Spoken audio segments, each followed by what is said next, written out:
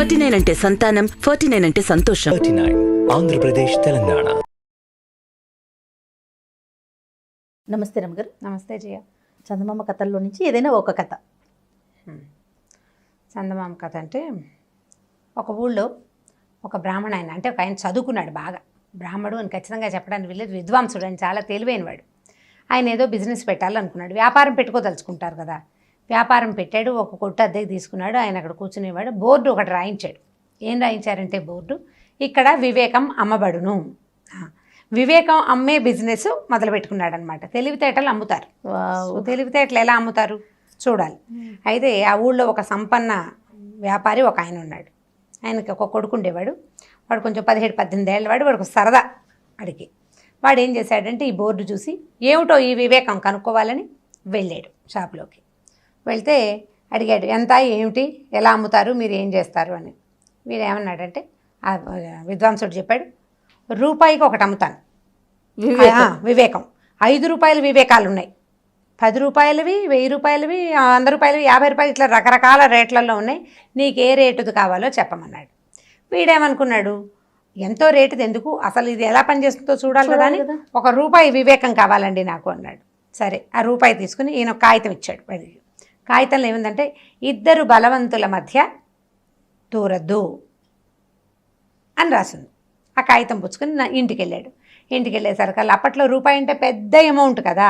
వాళ్ళ నాన్న అన్నాడు, నీ మొహల్లా ఉంది, వాడు దొంగ మొహం, వాడు ఈ వివేకం అమ్మటం ఏమిటి, వాడు దిక్కుమాలిన వ్యాపారమును, పైగా రూపాయి వేస్ట్, రూపాయి పట్టుకురా, వెనక్కి వెళ్ళి తీసుకెళ్ళి ఇచ్చేసి, వాడు వివేకం అనుకొద్దన్నాడు. సరే, తీసుకెళ్ళి మా నాన్న వద్దంటున్నాడండి, మీరు తీసేసుకోండి అన్నాడు. అనేసరికి ఆయన అన్నాడు, సరే, కానీ నేను ఈ వివేకాన్ని నువ్వు చదివేసావు, దాన్ని వాడకూడదు, నేను వాడను అని ప్రామిస్ చేస్తే నువ్వు రూపాయి నీకు ఇచ్చేస్తానన్నాడు. సరే, కుర్రాడు ఏం చేశాడు, చీటీ చేసి, మీ వివేకాన్ని నేను వాడుకోనండి, అవసరమైతే మళ్ళీ వస్తానని చెప్పేసి తను రూపాయి తాను తెచ్చుకున్నాడు. అయిందా. ఈ కుర్రాడు వాడు దాని వాడు రోడ్ల మడిపడి తిరుగుతుండేవాడు. వాడికి ఆటకైతాను సరదాగా తిరిగేవాడు. ఆ ఊళ్ళో ఒక నగల వ్యాపారికి ఎక్కడి నుంచో ఒక పెద్ద రత్నాల హారం వచ్చిందట. ఒకటే హారం వస్తే ఆ హారాన్ని రోడ్డు మీద పెద్ద షోకేసులో పెట్టి అమ్ముతున్నాడు. అతను పెట్టాడు అమ్మకానికి. పెట్టేసరికల్లా ఆ ఊరి రాజుగారికి 2 రాణులు ఉన్నారు, 2 భార్యలు.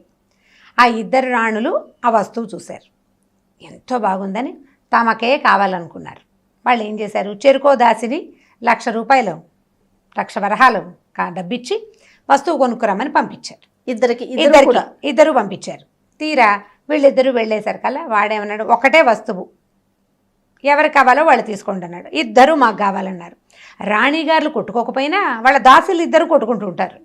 మా అమ్మగారు గొప్ప అంటే మా అమ్మగారు గొప్ప అని. అక్కడి నుంచి నేను ముందు వచ్చాను, మేము నిన్న ముందు మా రాణిగారే ముందు చూసారని ఒకటి, నువ్వు చూసినా సరే మేమే తీసుకుంటామని ముందు మేమే చెప్పాము, ఇవాళ నీకంటే 5 నిమిషాల ముందు నేనే వచ్చానని రెండోది.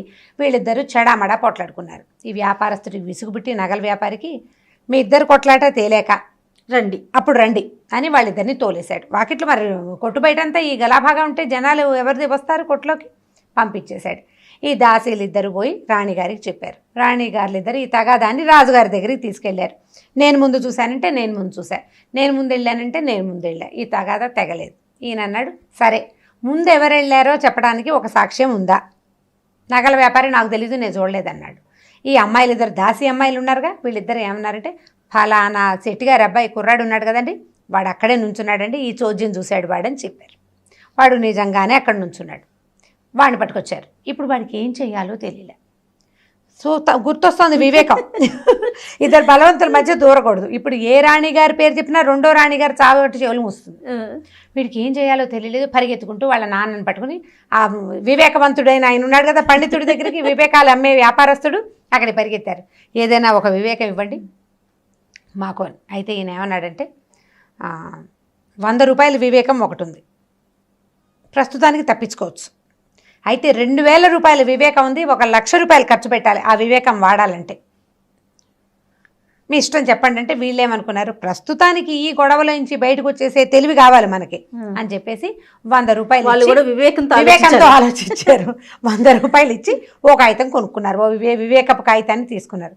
అందులో ఏముంది, పిచ్చివాడి సాక్ష్యం చెల్లదు అని ఉంది. అక్కడి నుంచి వీడేం చేశాడు, ఓహో బాగా చెప్పారనుకుని రాజుగారి దగ్గరికి సాక్ష్యానికి తీసుకెళ్ళినప్పుడు వీడు మతిలేని పిల్లవాడిలాగా నటించేశాడు కుర్రాడు. నటించాడు. మరి వివేకం చెప్పింది కదా, వివేకంతో నటించాడు. నటించగానే రాజుగారు నాడు మీ బొందలా ఉంది, వీడిని తెచ్చారు, వీడికి తెలివి లేదు, మతిలేని పిల్లాడు, వాడి సాక్ష్యం చెల్లదు, సాక్ష్యం లేదు, గీక్షం లేదు, ఆ హారం మనకొద్దు, మీ ఇద్దరు నోరు మూసుకోండి దాసిల్ని తిట్టి రాణిగారులని యథాశక్తి మందలించి ఆ పూటకి న్యాయస్థానాన్ని మూసేశారు. అయితే ఈ కుర్రాడు ఇంటికి వెళ్ళిపోతూ నార్మల్గా వెళ్ళిపోయాడు. వెళ్ళేసరికి ఈ దాసీలు ఇద్దరు, వీడు దొంగ వెధవా, వీడు అబద్ధం చెప్పాడు, వీడు నిజానికి పిచ్చివాడు కాదు, వీడు మన తగాదా తీర్చకుండా దొంగ నటన రాజుగారి ముందు నటించాడని పగబెట్టేసుకున్నారు వీడి మీద. వాళ్ళకి అర్థమైపోయింది. ఎందుకంటే వాడు మామూలుగా రోడ్ల మీద తిరిగేవాడు, రాణిగారులు అంటే చూడరు కానీ దాసీలు కనపడుతూనే ఉంటారు కదా. ఏదో పని మీద బజార్ వెళ్తే ఈ కుర్రాడు ఆటకైతే 18 ఏళ్ళు వాడు విజిలేయటం వేషాలు వేస్తూ ఉంటాడు, వాడు నార్మల్ కిడ్ అని వీళ్ళకి తెలుసు. అక్కడి నుంచి వాళ్ళు ఏం చేశారు, వాడు కనపడ్డప్పుడల్లా నీ అంతు చూస్తాం, మా రాణిగారి నీ సంగతి చూస్తుందిలే అని వాడిని బెదిరించేవాళ్ళు. వీడికి ఏం చేయాలో తెలియలే. ఏ రాణులు ఇద్దరికీ కోపంగా ఉంది తన మీద, రాణులకున్నా లేకపోయినా దాసీగణానికి హెచ్చుగా ఉందన్నమాట. వీడు బాగా ఆలోచించి ఏదైనా ఉపాయం కావాలని మళ్ళీ వెళ్ళాడు. వెళ్తే ఈయన ఏమన్నాడంటే, నేను ముందే చెప్పా కదా 2000 రూపాయల వివేకం ఉంది, కొనుక్కోండి, కానీ 1,00,000 ఖర్చు అవుతుంది దానికి, మీరు ఆ వివేకాన్ని ఇంప్లిమెంట్ చేయాలంటే 1 lakh అవుతుంది అన్నాడు. వీళ్ళు వద్దనుకుని మానేసుకున్నారు. వద్దనుకుని మానేస్తే ఒకరోజు రాణివాస నుంచి ఒక ఆయుధం వచ్చింది, నీ అంతు చూస్తాం, మాతో పెట్టుకోవద్దు, ఇలాంటి వాక్యాలు రావడం మొదలెట్టినాయి. 2 రోజులు 3 రోజులు వీడికి భయం పట్టుకుందనమాట. 2-3 రోజుల నుంచి కాగితాలు వస్తున్నాయి. ఈ దాసీలే వీడిని బెదిరించి వాడితో నిజం చెప్పించడానికి చేశారు. రాణిగారుల హస్తం కొద్దిగా ఉంది, ఎక్కువ లేదు. వీడికి ఆగలేకపోయాడు. నాన్న ఏదైనా సరే ఇందులోంచి తప్పించుకోవాలి, మొట్టమొదట గనక ఆ వివేకాన్ని నేను వాడుకుంటుంటే వాళ్ళిద్దరూ పోట్లాడుకుంటున్నప్పుడు నేను అక్కడ నుంచోకుండా ఉండేవాడిని. మొదటి వివేకం వాడుకుంటే ఇద్దరు బలవంతుల మధ్య దూరద్దు అన్నప్పుడు వాళ్ళిద్దరు పోటాడుకుంటూ నాకెందుకు వచ్చిందని నేను వచ్చేసేవాడు. కానీ మనం ఏం చేసాము, రూపాయి వెనక్కి తీసుకుంటూ ఈ ఇంప్లిమెంట్ చెయ్యము, ఈ వివేకాన్ని వాడుకోనని చెప్పాను. కాబట్టి నా బుద్ధి ప్రకారం నేను అక్కడ నుంచున్నాను, దానివల్ల ఈ బాధ అంతా వచ్చింది. కాబట్టి ఈ వివేకవంత పండితుడి యొక్క వివేకాన్ని మనం కొనుక్కుని వాడాల్సిందే, నాకు భయం వేస్తుందని వాడు ఏడ్చి గగ్గోలు పెట్టాడు వాళ్ళ నాన్న దగ్గర. సరే నాన్న కొడుకు పోయారు అక్కడికి, మళ్ళీ వెళ్ళారు. మరి ఏం చేస్తారు, వీళ్ళ నుంచి తప్పించుకునే మార్గం లేదు. మరి వెళ్ళేసరికల్లా ఆయన వాళ్ళు ఏం చేశాడంటే 2000 రూపాయలు తీసుకుని డబ్బాలో పెట్టుకున్నాడు, ఒక కాగితం ఇచ్చాడు. ఆ కాగితం మీద ఏముందంటే, ఆ హారం నువ్వే కొని రాజుగారికి బహుకరించు. మరి 1,00,000 రూపాయల హారం. ఈ వ్యాపారస్తుడు ఏం చేశాడు, రాజుగారికి ఆ సంవత్సరానికి ఒకసారి ఏవో గిఫ్ట్లు ఇస్తారు కదా, మహారాజులకి గిఫ్ట్లు ఇచ్చే విధానం ఉంది కదా. మామూలుగా అయితే ఏ 5,000 10,000 పెట్టును, ఇప్పుడు చచ్చినట్టు ఇంకేమీ దారలేక ఏం చేశాడు, మొదటి రూపాయి వివేకాన్ని వాడుకుంటే 1,00,000 రూపాయలు ఖర్చు అయ్యేది కాదు. వెళ్ళి ఆ హారాన్ని కొన్నాడు.